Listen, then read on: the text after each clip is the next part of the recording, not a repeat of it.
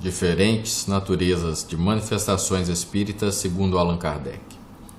As naturezas de manifestações espíritas podem ser patentes, ou seja, visíveis, assim como podem também ser ocultas.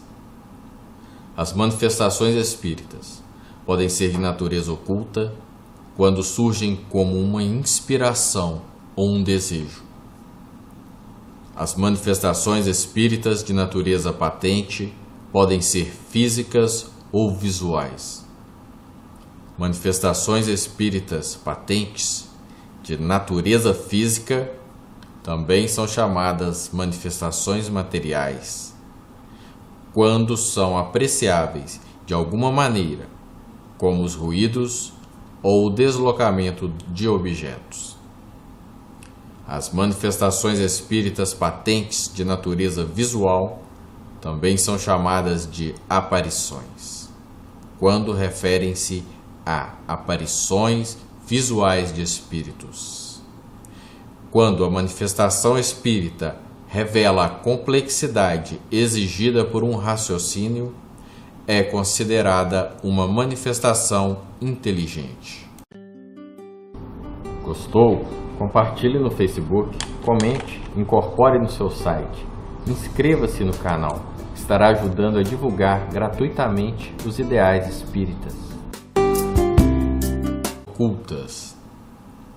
As manifestações espíritas podem ser de natureza oculta quando surgem como uma inspiração ou um desejo. As manifestações espíritas de natureza patente quando referem-se a aparições visuais de espíritos. Quando a manifestação espírita revela a complexidade exigida por um raciocínio, podem ser físicas ou visuais. Manifestações espíritas patentes de natureza física também são chamadas manifestações materiais, quando são apreciáveis de alguma maneira, como os ruídos ou o deslocamento de objetos.